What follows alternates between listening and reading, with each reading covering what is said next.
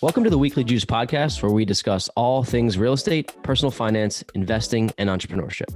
Whether this is your first time here or you're an avid listener, we're thrilled to have you as a part of our community. Our goal is to share stories of successful entrepreneurs and investors in the hopes that they assist you along your journey towards financial freedom. We discuss successes, failures, systems, motivations, experiences, tips and tricks, and key lessons learned over time. After each episode, you should feel motivated, empowered, and prepared to take action in your own life. Make sure to tune in every Wednesday to get your weekly juice. You can also find us on Instagram at Weekly Juice Pod, where we post daily content, personal finance tips, and document our own journey towards financial freedom.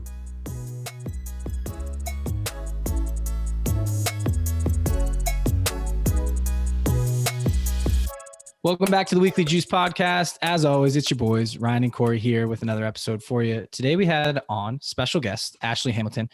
She is a real estate investor, entrepreneur, property manager, and real estate educator with over 30 doors of her own, and just has an incredible story of going from making $2 and change per hour as a waitress to now over $20,000 a month with her real estate portfolio. She's a complete inspiration, and we had an absolute blast with her today on the show. We talk about generational wealth being built, through real estate. Like, Ashley literally changed the course of her family's life for generations to come.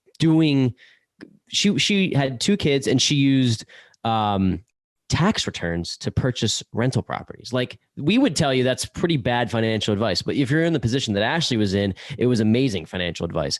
So she used tax returns. She built up a portfolio in Detroit, by the way, of over 32 units, and she's scaled tremendously in the past couple of years. Look, if you have excuses, and we're even talking to ourselves here, if you have excuses in your life, Ashley will rid you of them from this episode. You literally cannot have any excuses after listening to this episode. She, like I said, and I said it 5,000 times throughout the episode, she's just an inspiration. Because we were awed. She's gritty. She just punches through any obstacle, and she taught us a lot. And we've been doing this for a little while now too. So I think this is an episode you do want your pen and paper for, and you're going to be probably going back and re-listening to a couple different segments, because she really walks at length into a lot of different topics. I just had a blast, so I think we should bring her in. Yeah, let's do it. Are you a real estate investor looking to streamline your business? Maybe you're tired of all the paperwork and multiple lines of communication with your tenants. Well, we have a solution for you. We're now personally using RentRedi to help manage all of our rental properties. This all-in-one property management software assists with rent collection, maintenance, tenant screening, credit reporting, communication, and much more. RentRedi provides benefit to both the landlord and the tenant due to all of the easy-to-use features that can be managed online or via the mobile app. They recently just launched a new feature with their partner REI Hub called Rental Property Accounting. This allows us to track our income, expenses, and cash flow all in one place rather than managing multiple spreadsheets. We're huge proponents of systematizing our business, as you know, to get more time back in our day, and RentRedi allows us to do just that. If you'd like to sign up, visit rentredi.com. That is rentredi.com, and make sure to use our code JUICEPOD for 50% off your RentRedi subscription. Ashley, officially welcome to the Weekly Juice Podcast. Corey and I are absolutely thrilled to have you on the show. We've been following your story for a little while now, and it's very inspiring. We've been inspired by you, so we want to inspire our audience and share your story with them. So welcome to the show. Thanks for coming on. Thank you so much for having me. It's truly an honor. I definitely have been following you guys as well and see the growth that you've made in the year. So super excited to be here and definitely crush it and make this one of the best podcasts ever, right? I knew I'd like her. That's why we brought you here. She's one of the best. So Ashley, if you could just give a little brief background on who you are, where you're from, and just how you got into real estate for those who, haven't been privy to your story yet. Sure, absolutely. And I'll try to make it as short as possible. I do typically get long-winded, but I know we'll get through the rest of the story throughout the podcast. But yes, my name is Ashley Hamilton. I am from Detroit, Michigan, born and raised, been here this whole time and invest here. And I'm a real estate investor as well as a lot of other things real estate involved. So typically how I got started or just like where I was at when I bought my first property for sure. I was 23 years old. I was a single mother of two. I was actually a teenage mom. And I was a waitress working at Red Lobster. I was making like $2.65 an hour, which was about $20,000 a year, is what I took home, under that for sure. And my kids, my daughter was premature. So she had to stay in the hospital for about 45, 50 days. And every day I would leave her. I was like, you know what? I don't want to leave my kids off to daycare. Once she gets out of this, it's already hard enough that I had to leave her every day in the hospital. So I knew early on that I wanted to be financially free. I didn't want to, if I did work, I wanted to be part-time and kind of on my times where I can be there to raise my kids actively. So that's where it started from. Fast forward to age 23, I went to like a Rich Dad, Poor Dad seminar, literally didn't know the language. Like when we talk about my first deal, like I didn't even know what closing costs was. So that's a funny story, but I literally didn't know anything. I just saw this calling and they were talking about making money and financial freedom, right? And that's what I wanted. So went there and I really didn't learn anything, honestly, not to talk bad about them. I just didn't know anything. But two quotes really stuck out for me. And it literally has changed my life since then. And I'll briefly tell it to you guys. So one was, spend a couple years of your life living how most people don't, so you can spend the rest of your life living how most people won't. So basically just live below your means and for a couple years, and then you'll be able to use those savings to actually have a lifestyle that most people can't. And then the second one was be fearful when others are greedy and be greedy when others are fearful. So out of the whole seminar, 2 or 3 hours, that's all I learned. I walked out of there, didn't know what I was going to do with it. And literally, I feel like just the law of the attraction. Maybe like 2 months later, I saw a for sale sign on a house. I called it up and it was $6,300. So very, very cheap. And I knew I didn't have the money, but I will get a tax return every year because I had 2 kids and I was low income. So I literally used the tax return, bought the first house, and the rest is history. But that's how I got started. Wow. I'm laughing because this is incredible. And it's like, there are so many people that talk about they don't have enough money or they don't have enough time or they can't get involved. And like, I think this is an episode already I'm going to be able to point back to and be like, look, if Ashley could do this as a single mom using her tax returns to buy rental properties, like, I don't know if we've ever talked to anybody who's done that. So this clearly set you off in this direction, right? So I guess maybe talk about your first property. Like, you used your tax return, kind of, when did you realize that you were going to do this not just once or twice, like as something that was going to really bring you that freedom that you were looking for? Yeah, for sure. So honestly, I probably, in the beginning, I thought I'll never do this again, right? The plumber ran off without finishing. The painter ripped me off. Things were falling apart. I didn't know where to start. So it was definitely like, listen, you don't know what to do, but you got to do something, right? It's better than the alternative. Where I was heading, no education, no income, 20,000 a year. Like, I never would have been able to afford a house the regular way. So it was like, fight or flight, or however they said. So I paid $6,300. Well, the price was $6,300, $6,300. So I assumed that I was going to walk into the closing with like a briefcase full with $6,300 and everything would be good. Until 2 days before the closing, my agent called with the HUD statement showing that it was going to be like $1,500 in closing costs. And all I had was $6,300. Like, I'm ready, So I had to definitely like do some double shifts and delay the closing for about 7 more days.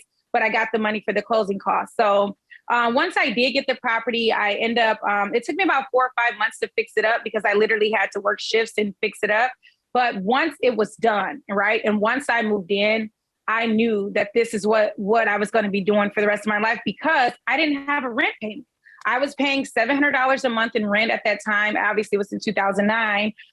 But, that was a struggle for me. And to realize that I didn't have to make that payment anymore. If I decided not to work or get laid off, I could still live because I owned this property, really changed something in me, right? So I knew that while I didn't have any money to do the next deal, I knew that as soon as I got my tax return again, I was going to do the same thing.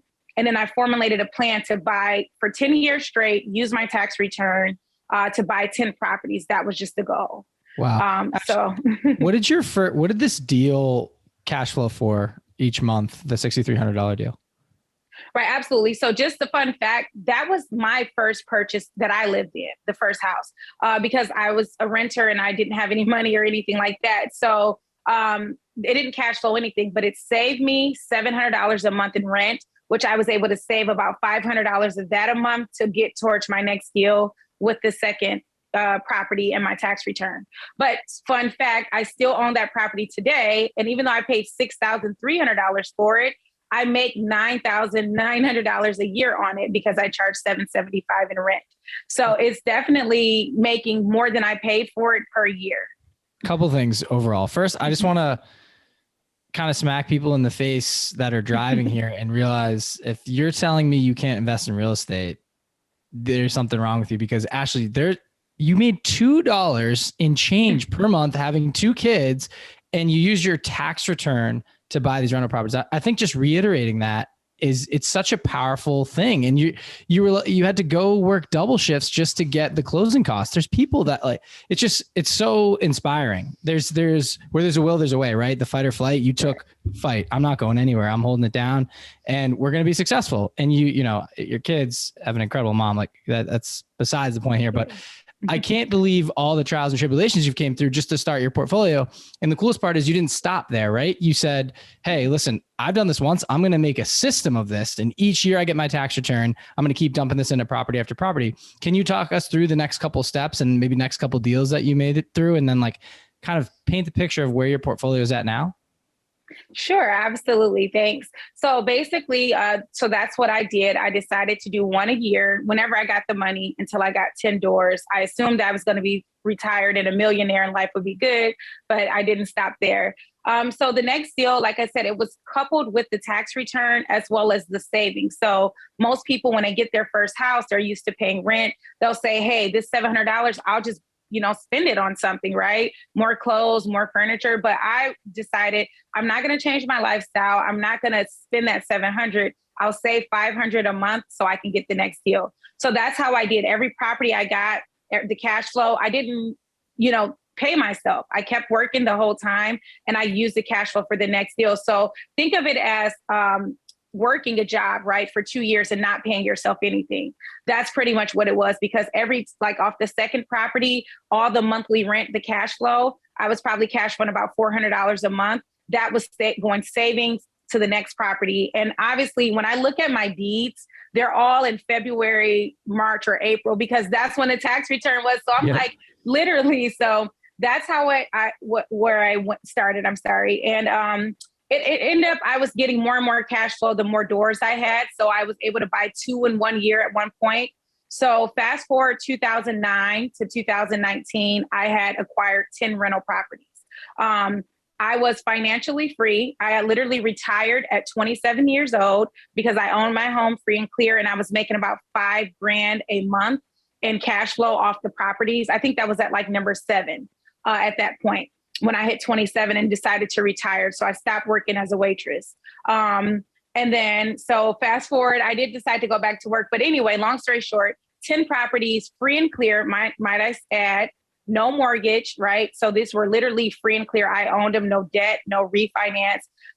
So that was 2009 to 2019. And that is when I got featured on a big real estate podcast, and life changed for me, right? So many people were telling me how inspiring I was. And I was like, you know what? I don't need to stop. So it relit a fire under me. And from August 2019 to August 2020, I doubled my portfolio. So I bought 11 properties in just 1 year. So what had took me 10 years to do, I was able to do it in just 1 year. And just to be completely honest and transparent, the difference was leverage, right? So beginning, you using your own money to fund these deals, which a lot of people identify with me, but I didn't set out for it to be that way. I had to do it that way. I didn't have a good credit. I didn't have income. So when people look at me like, oh, I want to go free and clear like you, I was like, well, I just didn't know how you can use other people's money. So it's not always the best thing, but you can do it and provide financial freedom really quickly. I was able to retire at 27. But if you want to scale and grow and actually change your lifestyle, you definitely want to use leverage and refinance so that you can get more. And I'm a real life living proof of that because like I said, literally 10 years to get 10 doors, 1 year to get 11 doors. Yeah.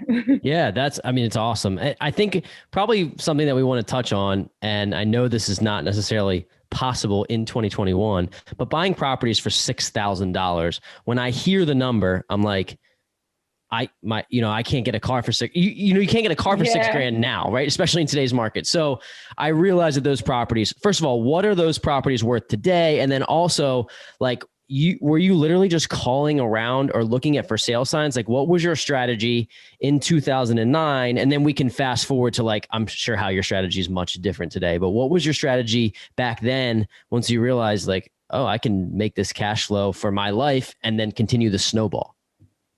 Absolutely. So, and just to add some context to that, like it's so you can't really find a property in that good of condition for 6,300, but there are properties here in Detroit and Cleveland for cheap like that. You still have to do the work. And then also you can get a $300,000 house for $15,000 using the FHA, right? Just a down payment. So, even if you were able to come up with the 6,300, you may not be able to use it for cash to buy a house, but you can use that for a down payment. So you can still today get into a house for 6,300. You would just have a mortgage. So that's number one. But honestly, back then I didn't know. I still didn't know. So all of my properties were MLS. There wasn't like off-market deals, secret auctions, courthouse auctions. I did find out about that in 2012, but for the most part in the beginning, it was just all MLS. And honestly, just like you said, right now, I still use MLS to buy deals. So within that 1 year, I bought 11 properties. I also helped out-of-state investors buy in Detroit as well. So I ended up purchasing 20 houses that 1 year for me and my investors, and only 2 were wholesale deals. Everything else was MLS. I'm just very fast and very aggressive when I do see something I like. So even though there may be multiple offer situations, if you're fast and serious, get straight to the source, here's my proof of funds, I can close cash, then you do typically get more offers accepted in a competitive market. But I'm literally getting them off MLS, off Zillow, public information. Yeah. Awesome. So you mentioned leverage too, and I don't want to run away from this because I think there's a lot of creative ways where people can get into deals that they may not have known about. We have recently talked about HELOCs, and that might be a venture we take because we're sick of saving up 50, 60 grand. Boom, got your bank account, start it back up, and the cycle continues. Can you talk to leverage and how you've creatively financed some deals just to give people maybe an idea where they can move forward? Yeah, absolutely. So there's typically a couple boxes that financing come to. I know there's probably hundreds of variations, but there's really a box, right? I try to simplify things because I still identify with myself when I didn't know the language, right? So you have the bank or traditional financing, credit unions. You can go the hard money route, which is basically like corporations that lend you money with less qualifications. You can go the private money route. And a lot of people get that mixed up because a lot of hard money lenders call themselves private money. But private money is really like an investor or like a family member, like your grandmother, maybe that has a lot of money in a CD or savings that's making like 1%, where they'll lend to you based upon you personally. And you can say, hey, this is what I'm doing. I'll give you 10% of your money instead of the 1% you're earning in the bank. And, they're your private lender, right? So somebody that that's literally going to give you money. And then you have, like I said, hard money. Then you have credit cards, right? I've used credit cards to purchase properties and also the BRRRR method, the refinance, the HELOC. And then I kind of coined or trademarked my strategy, which I call it the reverse flip strategy. And I really love it. I'm going to talk about that for my deal that you guys want to, we're going to talk about a deal lately, but it's the reverse flip strategy. And again, you guys, if you hear, to hear gurus, they'll coin a phrase like the BRRRR, for example, BRRRR.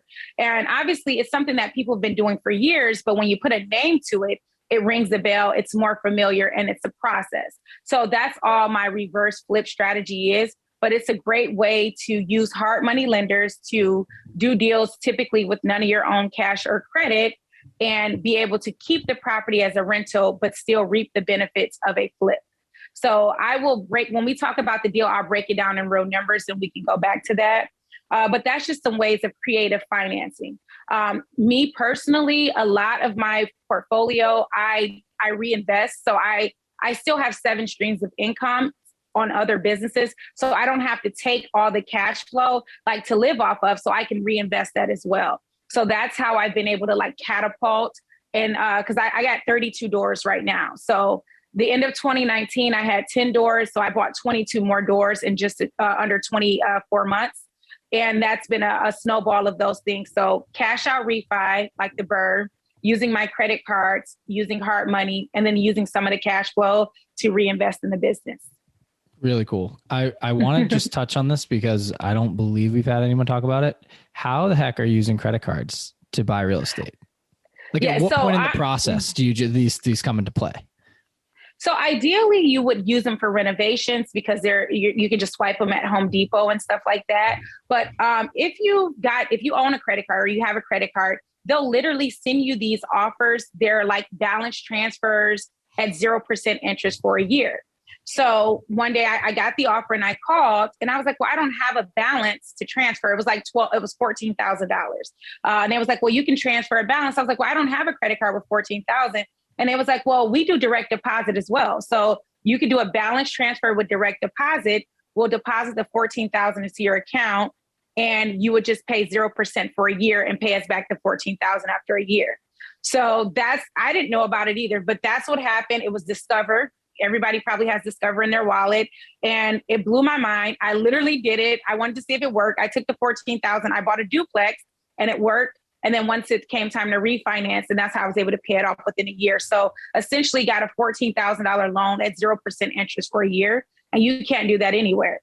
And now I have over $500,000 in credit. So imagine how much 0% interest money I'm getting right now. But that was just my first, the 14,000 was at first, which helped me out a lot. But now I have access to over 500,000 that I can use to purchase properties with.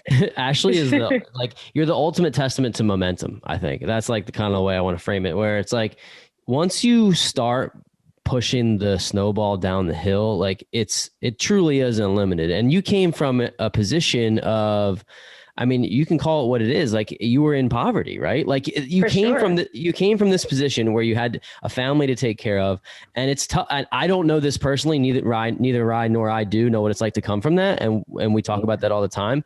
But to see somebody do it, it's just like, wow. There's no excuses for what we do in our life at all. Like it makes me want to work harder, right? So it really does. So that is incredible. So this momentum, I guess we can talk about that now, and we can talk about your specific deal. I know that there's one that you wanted to bring up, or whether it's the deal that took you to the next level or a deal that is relatable that you could share with people, because we're talking about a bunch of different things, but maybe you can kind of break it out and be as descriptive as you like with it. Yeah, absolutely. And so I'll talk about the deal. Like I said, because honestly, right now it's just crazy. They're all like really, really good deals. So it is more recent one. And it's just to couple back with the reverse flip strategy, because I feel like a lot of people can do it and make a lot of profits. So this is the deal. Like I've used the reverse flip strategy for 2 years now, but now this is like the deal with the best, like, oh my God, it was life-changing. So it was a wholesale deal for sure. So this was a wholesale deal. It was off market, and I got the deal for, $50,000. Sorry, I completely forgot. So $50,000. But at the time, I had bought a house the day before, so I didn't have $50,000. So pulled out a credit card, had the money directly wired from the credit card to the title company. That's how I funded the deal, on a business credit card. I did not have the money. So again, with business credit, I didn't want to go into that too much, but the reason why it's better to use a business credit card, because that $50,000 in debt won't affect my personal credit. Whereas if I would have used a personal credit card with 50,000, my credit score would have instantly dropped. All the banks would have been looking at me like, oh my God, you have 50,000 in debt. Whereas my business can have 50,000 in debt, and it really won't affect me personally as long as I'm keeping up the payments. So that's how I was able to fund the deal quickly. I had 7 days to close a $50,000 deal and didn't have the money. So you can imagine my frustration and my grit at that time, but I knew it was a great deal. So got the deal done, closed it for 50 on a credit card, none of my own cash or credit, no effect to my credit, right? So the renovation budget came back in at 45,000. But I always go a little extra. So I'm going to be all in at about 56,000. So let's call my total investment $110,000 to purchase and rehab. The property appraised at 265. Wow. Yeah, as is. So mind you, I paid 50 and the current condition as it was already worth 100,000. So that was mind blowing that because I thought it would probably be like worth 150, 175 after finish. But the 265 appraisal literally knocked me out of my seat. I was sitting here and I like had to stop what I was doing when I saw it. So 265. So this is where the reverse flip strategy comes into place. So the first thing is you purchase and rehab the property. So I end up purchasing it because I had 7 days on a credit card. But normally a hard money lender would have done that for me, but they take about 21 days. So I had the property and I went to hard money to do the rehab. So a hard money lender will give you 65% of the ARV to do your rehab up to that price. So that, if you guys remember, the ARV was 265. So they gave me 65% to renovate the property, which would have been 172,000. But I didn't need that much. I just needed about 50. So I took the 50, I pocketed like 17,000 at the closing just to put back in my pocket, which was amazing. So now the whole loan amount is $112,000. That's the renovation, the hard money lender, everything. That's the loan amount. Once the property is fixed up, then you want to go back to a hard money lender or a private lender for the cash out refi or the HELOC, right? But now, since it's operable, they're going to give you 80% of the ARV. So when you go back to the 265 and multiply that by 80%, that's $212,000, right? So mind you, my loan amount is $112,000. So at the refinance of $212,000, I'm going to pay back the $112,000 that I owe them, and I'm going to pocket $100,000, right? But that's not a sale. I'm refinancing. So not only did I pocket $100,000 at the refi, I still get to participate in that monthly cash flow because it's going to rent out for about $2,200 a month, right? And my mortgage is about $1,100 a month. So I literally bought this deal with a credit card, used a hard money lender to fix it up, pay back my credit card and my hard money lender with a refinance, pocketed $100,000 and still cash flowing $400 a month on its property. Like that is the reverse flip strategy. I know some people are new, so it might have went over their head a little bit, but go back and rewind, guys, if you have to. That's why we do these things. So you have it to teach you guys, but go back and rewind it. That's the power of reverse flip. And that's why I trademarked it. And that's what I'm trying to teach people right now as we speak. That's incredible. I mean, the breakdown was awesome. Yeah. Thank you for the breakdown. I just love all your creative styles with everything that you're doing, especially lending, right? Because people get into the slump all the time and they're just like, oh, that I found a great deal, or that potentially could be a great deal, but I don't have the money. So, and they just go back, sit on their couch, the cycle goes over 10 years later, they still haven't invested in a property. So yes, there's other people that have invested, right? And then they get lazy and they say, oh, like I'm good. Like I have 10 doors, whatever it's bringing in X amount, I'm good. And they like give up on their craft. And we've also heard that some people have difficulty at certain amount of doors with loans. So I'm wondering if you could speak to that. So is this a myth? Is it true, false? Like once you get to 10, 12 doors, I don't even know the number, but like when I hear double digits, we've heard, hey, it's difficult to get a personal loan. Is that true? And then which route do you advise someone to take? Yes, this is why I'm a great coach, right? Because I teach, that's what happened to me. And I literally crushed it with a brick, a sledgehammer, like bust that wall down, never again, right? I don't like limits. So it's the debt to income. Your debt to income ratio becomes too high, which makes you undesirable to get loans. So it's true. So ideally, you're capped out at 10 FHA loans. So most people think like I can buy up to 10 properties, then I'll get creative. But what happens is your debt to income tends to increase so quickly that after 4 or 5 doors, you hit that brick wall. And that is why the power of hard money lenders and business funding works. So remember, I told you I put it on the business credit card so that it won't affect my credit. So that's not a debt to income hit. But when you finance using hard money, you are literally, it doesn't report on your credit. So that $212,000 mortgage would never show on my personal credit because it's through a hard money lender and through a business lender.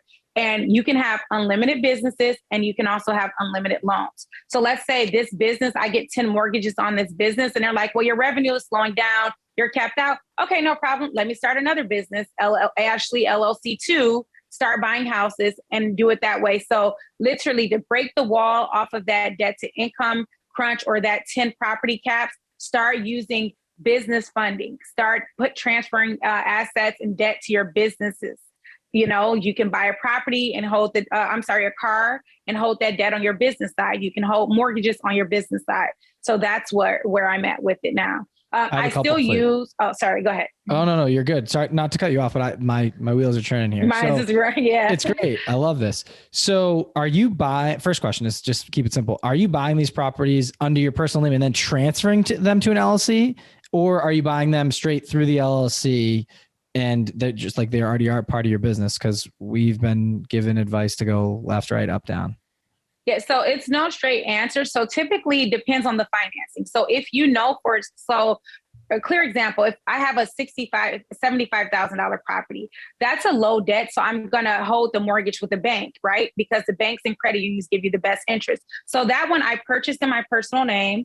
Once and then obviously I'm not a CPA, guys. People are going to kill, don't like that. But I purchased in my personal name. I maxed out my insurances.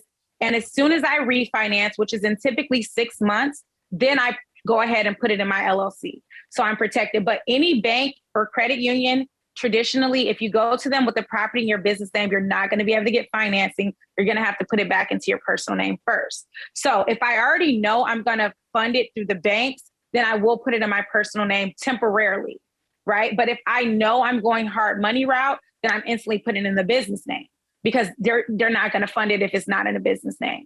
Yeah. And it's literally, if you make a mistake, guys, it's so easy to do a quick claim deed. So let's say I purchased a property in my business name and decided to go to traditional financing, then you just do a 1-page quick claim deed to yourself, maybe hire an attorney if you have to for $150 and do it. So if you make a mistake and it's not a bad thing. And the reason I want to say that, because I know a lot of your listeners are new to this and we always we'll spend 10 months trying to figure out the perfect way to buy a house, right? Like, oh, should I put it in my LLC? Well, wait, I got to start the LLC. Well, what do I name it? Oh my God, what if I want this? Just do it, guys. Like I said, if you do it in your personal name and you realize that you're going to go the business route, then we can just deed it into the business. I don't want you guys to get caught up on that analysis paralysis. And like you said, you've heard thousands of different ways you can do it. And all it's going to do is make you take longer to execute, right? So for sure, if you do buy it in the wrong entity name, you can change it really easily. So don't let that stop you. Don't let it,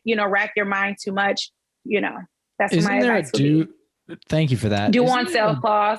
Yeah. So what can you explain what that is? We've been told, just a quick background is like, hey, we've bought some of these 50-50 partnerships in our own names, right? And then at some point we want to transfer them to an LLC, but we've been told, hey, be careful because they might hit you with a due on sale clause where you have to pay the remainder of the loan, like one big balloon payment right away.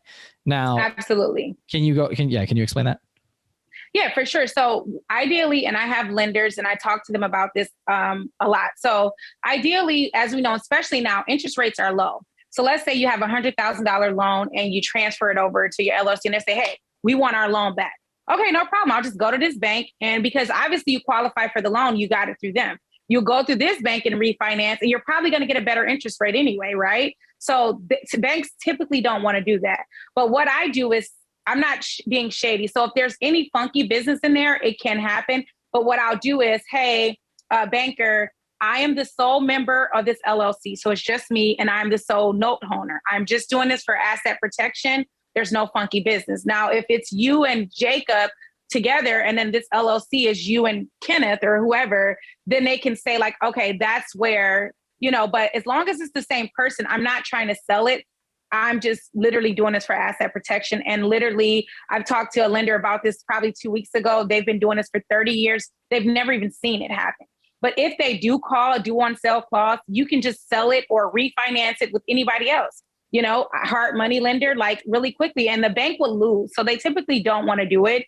But again, if it's a different entity and different owners, then that could cause a problem where they'll be more more strict on calling it due. Got it. And so let's just say you refinance it and you put it into the LLC. You get to that point, right, where they do call it due, and you go to refinance it into another bank. Are your rates going to be higher? Is that going to be a commercial loan at that point because it's through the LLC?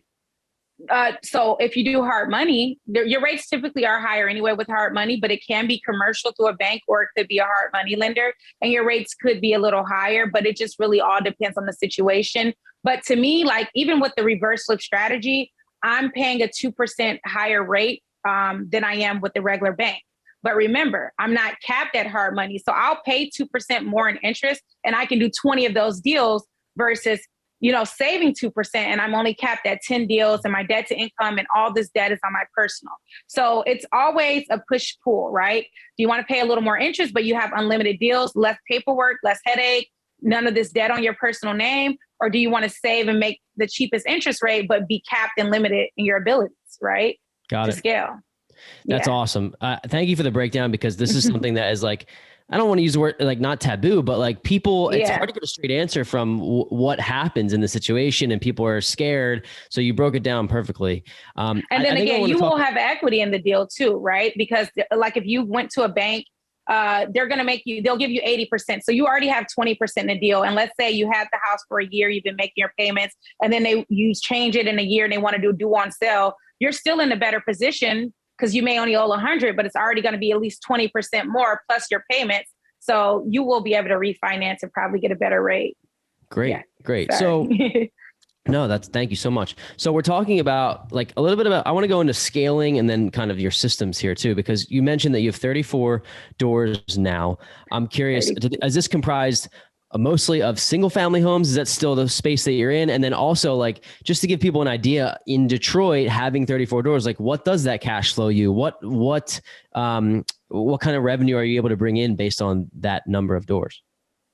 Yeah, absolutely. So it's 32. Sorry, 32. I just want to be politically correct. So there are single family, and it's not, it's just because I just find good deals, like honestly, that I can't refuse. So I didn't say like, I only want to do single family, but they're mostly single family. I have 3 duplexes now. But they're only 2 units, right? So they're still under the 4 unit. I had planned on buying an apartment building, but I just keep buying these single families. So that's the portfolio, 32 doors. And honestly, the portfolio value is about $2.6 million, probably 2.7 now. And honestly, this is probably going to blow you guys' mind, but I'm in the middle of trying to get a commercial loan. So I only have about $600,000 in debt. So I literally almost got $2 million in equity in my portfolio. Awesome. And that's why my cash flow is so high right now. And honestly, last time I checked, I was over $25,000 a month. So just to go back to when I got started, I was making $20,000 a year as a waitress. And now I'm making $20,000 or more a month just in my rental portfolio. And a lot of that amazing, has grown in the Ashley. Pandemic. Thank you. I appreciate it. It's amazing. And the cool thing about it is that you've created this, not only do you have the cash flow, but you also have the security and like the quote unquote retirement money, because you have a blend of properties that are paid off. And then you also have properties that have leverage on them. So to me, as Ryan and I try to grow our portfolio, we're thinking like, if you have this blend, 5 to 8, 10 properties paid off, like what do you need a 401k for? That's your 401k right there. You don't need anything. You have the leverage ones on top of that, where you can create maybe a little bit more cash flow. Not necessarily more cash flow. Well, but less cash flow. And you guys said, less cash flow, but at that point, I don't care because I just got $100,000 check. My last reverse flip, I got a $40,000 check in the beginning. So let's say one of my rental single family units that's unleveraged, that might cash flow. Even at leverage, I'm still doing $800 or more. But let's say if it's unleveraged, I'm making $950 a month in cash flow, $900 a month in cash flow. But I don't have any, I can't buy another property off that. But a leveraged property, I'll probably have $400 in cash flow, but I just got $40,000 up front to buy the next property. So using the leverage, obviously when you leverage, you're going to lose the cash flow, but as long as you can get some kind of surplus, you can buy your next deal, then it'll be fine. And just with me personally, I feel like if I was to build now, I would probably buy 3 leverage and then every 4th property, try to do it free and clear. somehow, some way, right? Even if you're doing a cash out refi and maybe you can buy 3 deals and pull out 10 on each and then use that, fourth deal to do cash free and clear. That way you do get more cash. So you get the best of both worlds, right? When you're highly leveraged, your net worth is up there, but your cash flow is low. But if you have a blend of both, you can be like I can still scale because I am leveraging some, but I still have really high cash flow because I keep some free and clear. He's ready to go. I can feel it. He's got 100 questions ready to I could talk to you for 5 hours. You're so knowledgeable. Let's do it. Awesome. Listen, I can't stop sometime. So I keep staring at your shirt and says, I'm a Detroit investor. I do want to talk about Detroit for a little bit because I think a lot of people, at least in the real estate industry, right, there's a stigma around it. And I'm hoping you can remove this. Like Detroit is the houses, you can find them for $6,300, right? Or you could. I'm here. There's a lot of people that are afraid to invest there because they hear the war zone, right? Like I don't want to have to deal with crazy tenants and like XYZ story. Can you just maybe give us a little bit of background on your experience working or as a real estate investor in Detroit?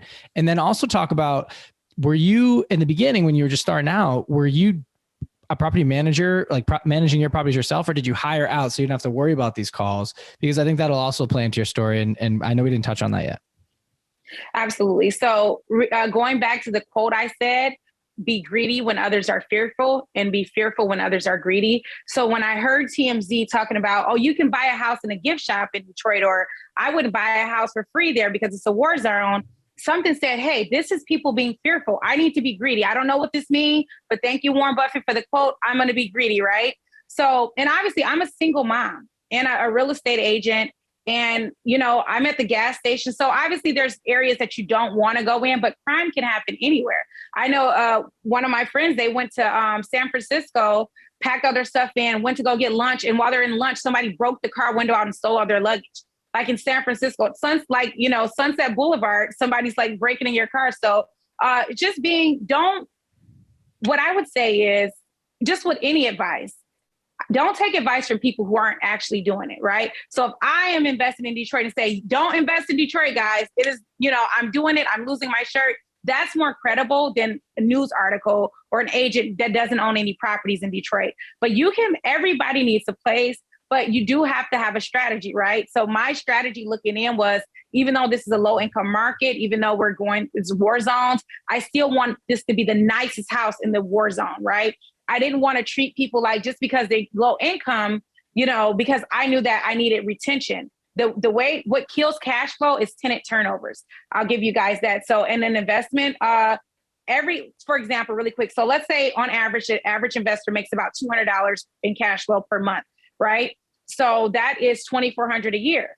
If somebody moves out of your house and keeps it perfectly fine, and all you have to do is paint and maybe replace a couple doors, that's going to be $2,400 or more, especially with labor costs. So you just lost a whole year cash flow and one tenant turnover. So why not over improve your house? Why not, be nice to the tenant? Why not be mean when they call you and say the doorknob broke? Yeah, they did it, but it's $10. Do whatever you can to retain that tenant. I have tenants that's been I paid $10,000 for a house in 2012. I have a tenant that's been in there paying me $800 a month for the last 10 years. And I only paid $10,000 for the house. So imagine, because I don't bother her when she calls and asks for something, I fix it right away. Now, granted, I haven't fixed up the property in 10 years, but she's happy because I don't nickel and dime her and, oh, you broke the toilet seat, it's on you. I'll just do it because that's more important to me. I don't want those turnovers. And honestly, I didn't know, to your second question, I didn't know that there was a job for property managers, right? So literally when I bought my first rental property, I just instantly started managing on my own. I didn't know I was doing a job. So I was like, okay, it's ready to go. Let me take some pictures and post some signs up, right? And, I found a tenant. So let me find a lease and Google it. So I literally didn't know that I can hire somebody. So I would force myself into managing my own company, my own properties. And then after I got like 5 doors, I started managing for other people.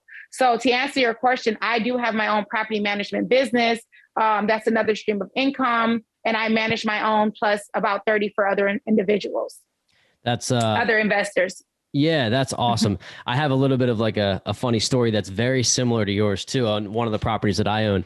I have a duplex, and the tenant was extremely needy, and she's lower income. She's doing her best. She's actually a single mom of 2 kids.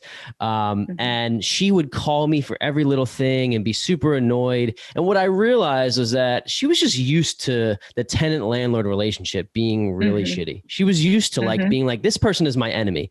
So then what I started to do is say, okay, I got to flip the script on this a little bit. So I just redid a bathroom for $4,000. It didn't necessarily need to be done, but it's going to save me some headaches. So I redid the bathroom, redid some floors, put in a new door. And every time she calls me, I'm now fixing it immediately. So then she was still complaining a little bit. And then I said, hey, like, if you want to move on, like, feel free. I'm happy to do that. And then she looked elsewhere and she's like, first of all, your rent's a little bit under market. I can't afford to move elsewhere. And I realized that you're actually a really good landlord. So our relationship has done a 180, because now she knows when she calls, she's going to get what she asked for. I asked her, I said, hey, am I being a good landlord? She's like, you absolutely are. And then that kind of fixed the relationship there. So going above and beyond, like what you're doing is you can fix the stigma, because I'll tell you what, in the media, the landlord tenant relationship is typically one that is a negative one. And it doesn't have to be a negative connotation with it, especially if you treat your tenants like they're your, not like they're your friends, but yeah, exactly. But human beings, right? That it's not a business, that these are people that's putting food on your table, right? It's always how we look at it. I remember even working at Burger King, when somebody would pull up in the driveway, everybody's like, oh, here come another customer. Don't these people cook? And I'm like, we need them to pay our bills. If they don't come, we won't be here. So I always value, like, in a business setting, and being very generous and nice to people that come out, right? Even if it's not my company. And that's what transitioned into the rental relationship.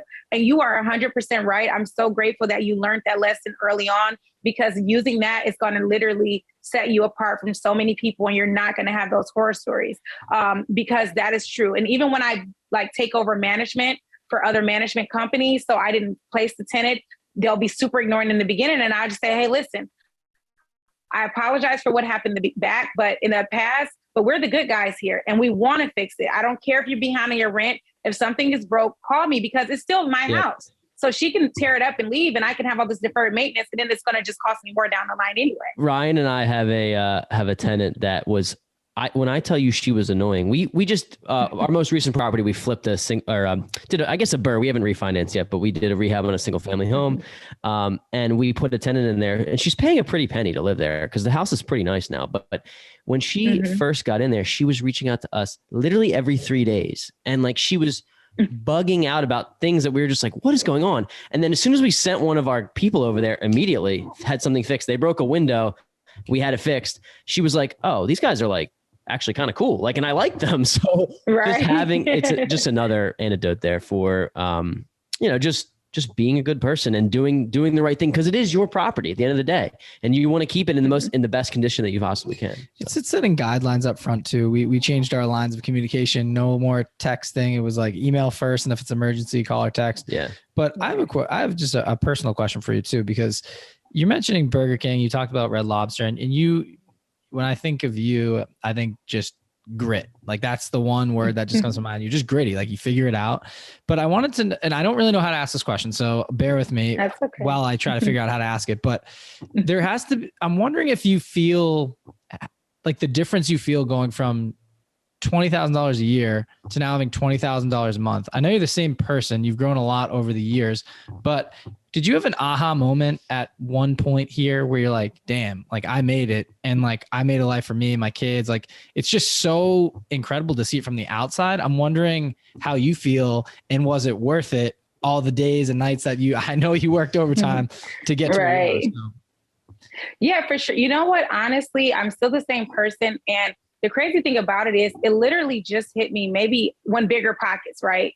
When I did that, because I thought I was not doing anything. And I literally, like, even now I'm still patting myself on the back, but I still have that mentality that I'm poor. I still don't live above my means, right?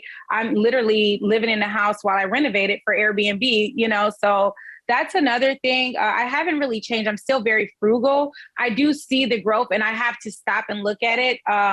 But I definitely feel like now more than anything, my daughter just turned 18. My son is 16. Now I'm feeling like the best reaps, because I'm feeling, the benefits of all the hard work by seeing the lifestyle that they have and the things that they don't have to do. Like my daughter, she's 18 years old. I was able to put her on my credit card. So literally 15 days after she turned 18, she has a credit score of 767, was able to go get her own personal credit card, unsecured, no co-signer at 4,000. She has a car. She's being able to graduate college debt-free. Her college is paid for, and she's looking for an investment property, right? And even though like I didn't have to have tons of money to give this to her, all I had to do was invest in real estate. So I didn't have to learn a new skill, go to college or anything like that. It's really, so now that my kids are becoming adults and they don't have that underdog, right? They don't have to build credit from the beginning. They don't have to go with $50,000 in college debt. She don't have to catch the bus and stuff like that. That now I'm feeling the benefits, right? And also I started young with my kids. So when my son is in college, I'll be 37. So that's when I'm going to reap the benefits. Like I'm going to rent a yacht, right? You guys are going to see that crazy Detroit lady. She's out.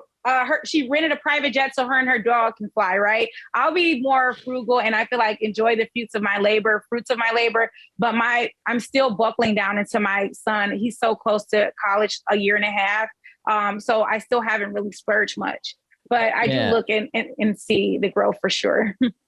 Great answer. And I also think it's a great question, right? Because you broke the chain of living paycheck to paycheck, like in your family. And because of you, it may never go back to that, which is amazing. So he's got something. You can go. I know where you're going to go, so I'll let you do it. But I just want to say, we always talk about building generational wealth, and that is thrown around so loosely. You literally did that. $2 in change per hour it's still blowing my mind. That's where your time was valued at one point in your life. And now you can bump that up. It's $20,000 a month. And I just think it's incredible. You've not only paved the path for you, but your kids. You think about your daughter you just talked about. She has she has a credit card, a line of credit if she needs it, right? She has a car. Mm-hmm. But now at 18 years old, she's looking at an investment property. She's set up. And obviously she has you to fall back on if she ever needs more advice, but it's more so the educational wealth too, that you've given them. Yeah. They don't get anything free. Execute. Yeah. They don't get anything free. They have to work for, so I do help them, but more educational, but they have businesses. Like my daughter, she does all my digital marketing, my digital flyers. So she's paid a salary to support it. And she could buy a house the traditional route, but she's going to use the reverse flip strategy because I want her to have that 100. So stay tuned. I'll document it for sure on my Instagram.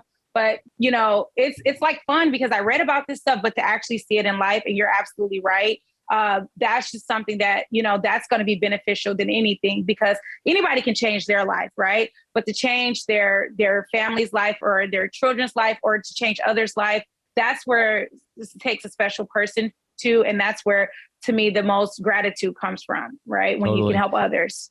Totally. Yeah. And I think there's a saying that like, you've learned this, it's ingrained in you to live off of, to avoid lifestyle creep, right? So you can live off 40 grand, figure out a way to make 80 grand, stay living off 40 grand, figure out a way to make 160, live off 40, figure out a way to make 240, whatever. So you've already ingrained in that. And now, Ashley, it gets fun for you. And the reason is because when you compound $2 million in equity, you're going to be at 10 million a lot sooner than when you got from, 20,000 to 2 million. It just gets faster and faster and faster. So that private jet is calling your name. You may own one day. I mean, you might. So if you want one, but I don't know, you may not even go that route. But so awesome stuff. I think we made it to the core four, which is we've got to know you a little bit more personally, but these are some questions, maybe figure out what makes you tick.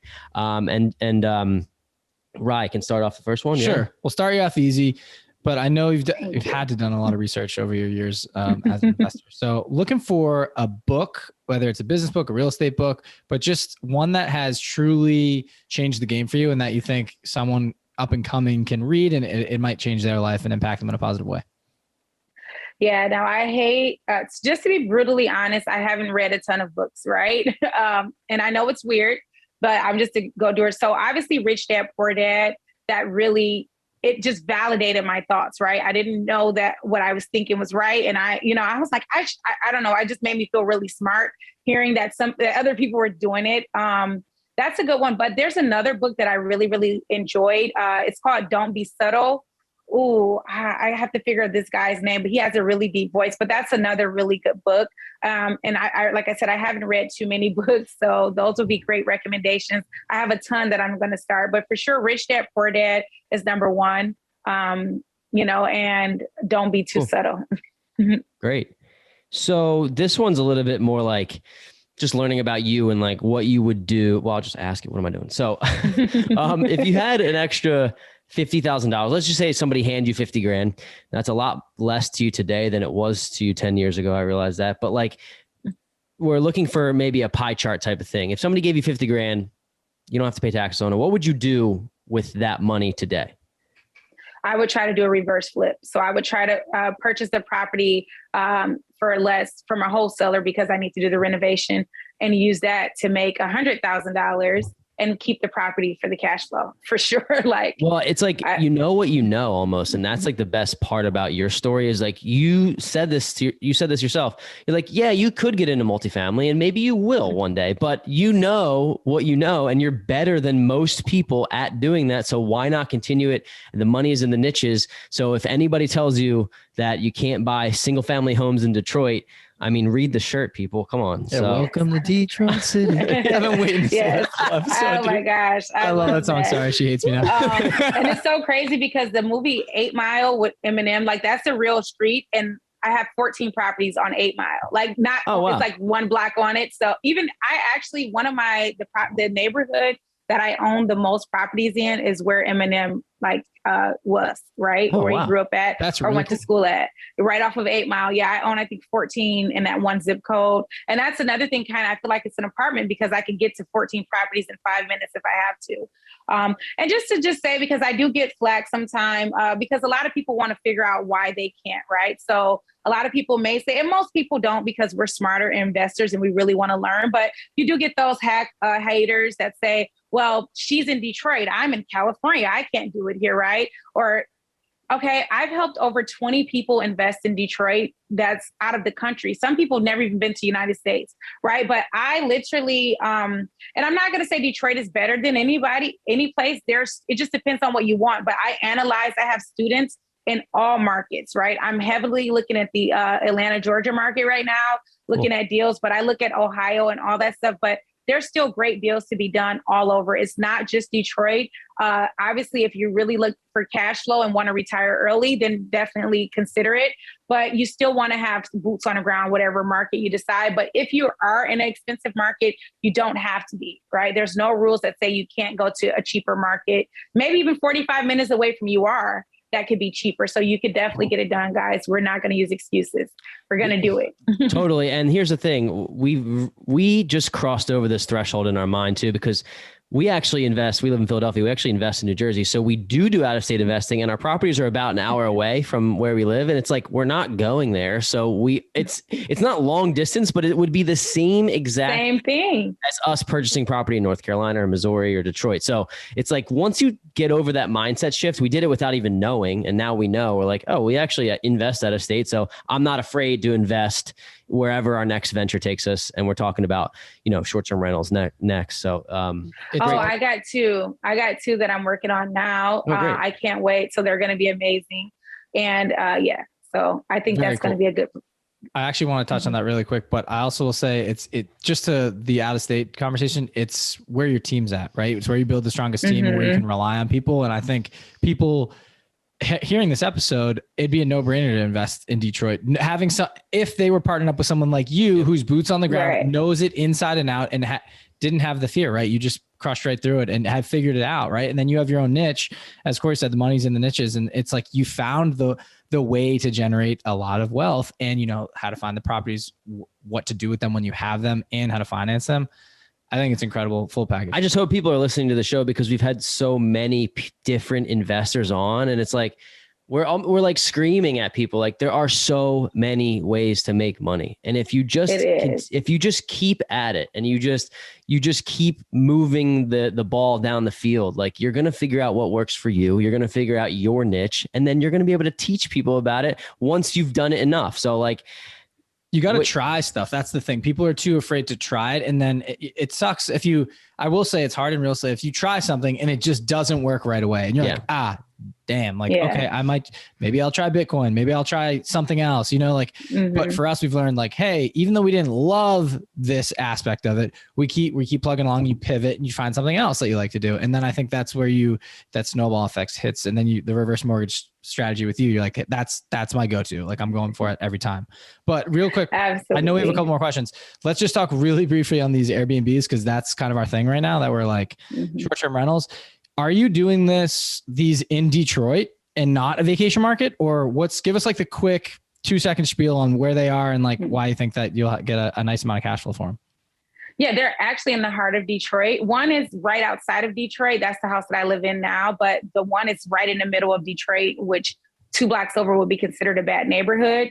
But just learning from people that's doing this, they're in really bad neighborhoods because Airbnb doesn't show the address. So I've talked to about 10 people that are investing in really bad neighborhoods, make the house look nice, and are making $7,000 to $10,000 a month. Me personally, I believe in my word, my name, right? Relationships over money. So my neighborhoods are better, more safer, and the profits will be larger, right? So I'm looking at about $10,000 a month, and that's about $240 a night. But just talking, I have clients that come here that buy properties here from out of state, and they always will rent an Airbnb, and hearing their experiences, like I just want to one up them, make sure it's a nicer neighborhood. But yeah, it's literally in the city of Detroit. Super. It's just interesting to hear tactics, right? We have people that are in Philadelphia that are doing it now just so they can rent them out for the Eagles games, because Phillies die hard sports, and they make a great amount of cash. Philly gets a similar, it's funny, like media nationwide, people that aren't from Philly, they get a similar rap to Detroit. And like, I love Philly. I like, and I would ride or die for the city. Like I love it for here. Sure. And I was thinking about that because I have a property in like the northwest section of Philadelphia where people would want to visit. Like after I purchased this property that I live in now, originally as a house hack. And then now I'm thinking like when I move out, I'll rent it out long term, but like I could probably do this short term too and make more money. So there's just like, real estate has provided so many different avenues. It's versatile for sure. Yeah, definitely. That's why I love it. And just speaking like what you said, like you can do it first. Once you find your niche, that you can teach it. I definitely do offer, coaching and stuff. And that's what I would say. So for sure, like I know in the beginning, you can be scared, you can be fearful, but there's really no excuse today on not getting started, because you have access, like just for me, like off Instagram, you guys found me on Instagram. So you have access to people that are actually doing it, that's showcasing you, showing you that they're doing it. Those are the people you need to slide in their DMs, participate if they're doing a free webinar or $100 webinar. And because we have so much access to powerful people that we did not have before. So it's truly no excuse now, right? But I do offer, I don't know if you guys want to talk about that, but I do offer a couple of, I offer training. I do like one-on-one basis, but the big bang for your buck is these workshops that I do. So I actually have one coming up with the hard money lender and reverse flip strategy, where I show you guys everything you need to know to master these hard money deals. And they're $197. It's a 3-hour workshop, $197. But once this episode come out, I am doing a special. This will probably be my only product that's specific to Detroit. I am doing a workshop. It's like a whole kit. It's called the Keys to Detroit. So it's basically going to be able to get anybody who wants to invest in Detroit all the resources, like contractors, lenders, property managers, agents, the city. So, like when the property taxes are due, when we have snow here, right? Some people aren't familiar with snow. So what do you do, right? So I am going to do that in the beginning of February. And then obviously, so that'll be like just Detroit specific, but all of my other trainings, I have clients all over the world, Canada, even out of country, right? But I teach these workshops or master classes on various topics. So definitely, I try to be affordable. All of my workshops are under $200. And as you see, I'm really doing it, right? I'm not a person that say I'm doing this. I'm actually out here doing it. I literally closed on a property this week. I'm still buying, right? So That's definitely why I feel like I'm valuable, because I don't look at it as a number. I really want you guys to learn and do it, because it's possible for sure. Absolutely. For $200, it's a no-brainer. I will say we usually plug this at the end of the show, but while we're on the topic, where can people find you if they are looking to participate or network? Absolutely. So the best and easiest way to find me is Instagram, Detroit_investor. I do have a website. It's Ashley Hamilton Consults. So it's just my name. and consults what I do. But Detroit Investor on Instagram is always the best place to find me. Perfect. And I answer DMs.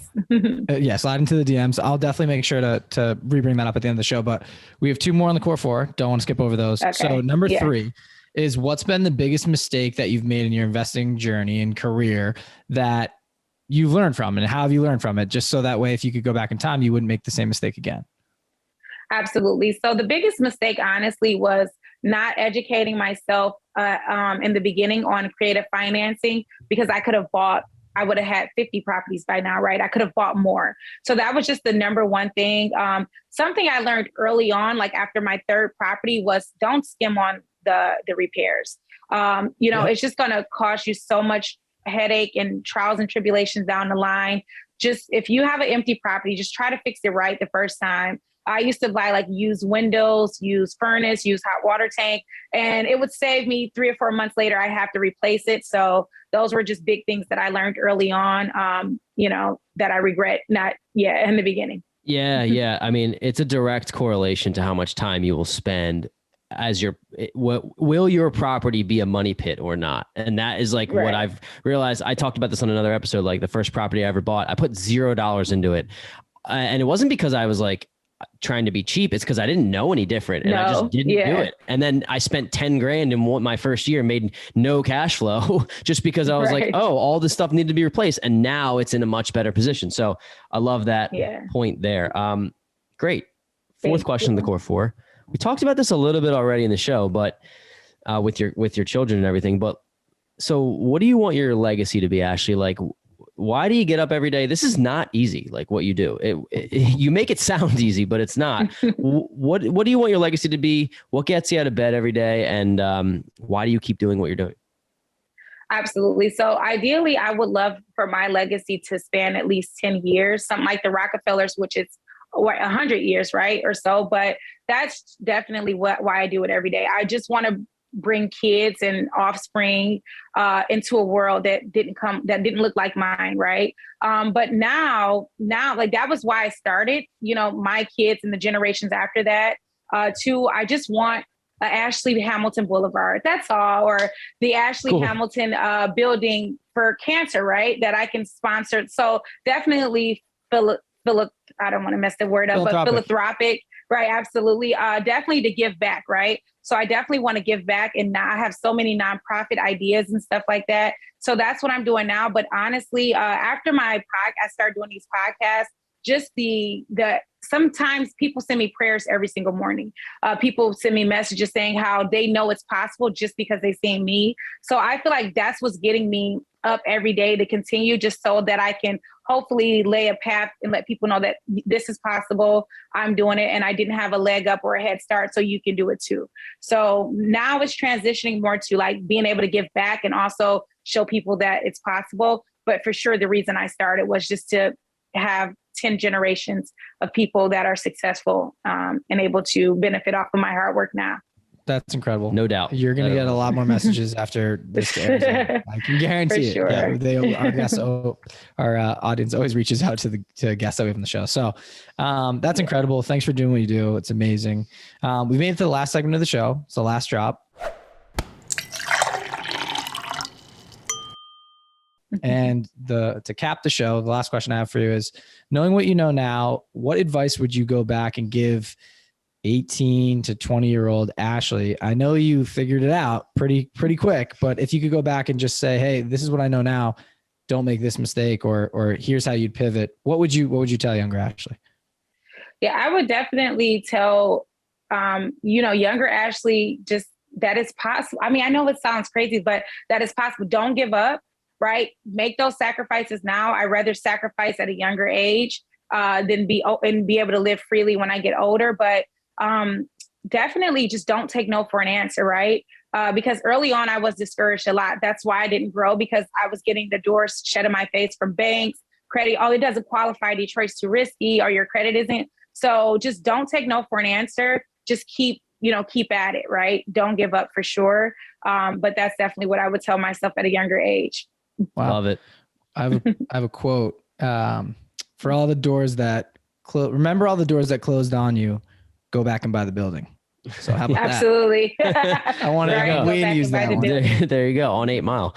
Right. Love it. I love it. So thank you so much for coming on. I mean, you're our 92nd episode. Wow. I love, honestly, every single one of our shows I really enjoy, but from an inspiration standpoint, this is really high at the top of the list. And I know you probably get that a lot. So I maybe sound like a broken record, but it's true. So thank you for doing what you're doing. And if you already mentioned this a little bit, but if people want to learn more about you, they want to network, maybe they want to do some training courses, how can they find you? Absolutely. And that's what it's all about. I'm definitely here to help. You can always DM me as well. I do try to answer those as quick as possible, but the best and easiest way is Instagram, Detroit_investor. And then also my website, which is my name, Ashley Hamilton Consults.com. And there you would find all of my trainings. I'm actually beefing it up now to be doing 2 a month. So literally, no matter when you hear this, I'll probably be doing a training on various topics, because as I learn more, right, as an investor, and as I hit the second phase or the second level, my second step, I'm learning more. And that's a trial and tribulation I have to go through, or a problem I have to solve. So I'm retaining all that information so I can bring it back to you guys, right? So now I'm trying to save on taxes, right? Before I was using my tax return, I was getting a refund. Now I'm paying $50,000. So it's like, no way, I have to stop that. So that's the level I'm on now, saving on taxes, paying your kids so you can save on taxes. So for sure, you can always find, I'll be always teaching on my platform. Love it. Absolutely incredible. Thanks again. I mean, I said it probably 5 to 10 times throughout the episode, how motivated I was and just how inspirational you are. So excited to share your story with everyone. And it was a pleasure, an absolute pleasure getting to know you. Thank you so much for coming on. You're more than welcome, guys. And thank you so much for having me again. I see what you guys are doing. I love it. And I love the fact that you're actively, investing as well. So keep it up. I hope to do a reunion show after the next 92 episodes, right? And let's see where we're at and crush it again, But I appreciate it. You guys made me feel so comfortable. Really, truly a great atmosphere. You guys did amazing. So thanks for that. Thank you very much. Thanks for tuning in this week. If you enjoyed the show and like what you heard, please subscribe, share with friends, and leave a review on Apple Podcasts. The more ratings we get, the more eyes we'll get on our show, and in turn, we'll be able to provide you all with high-quality guests. It's simple. Open your podcast app, type in our podcast name, The Weekly Juice, click on reviews, and let us know what you think. Thanks so much, and see you next week.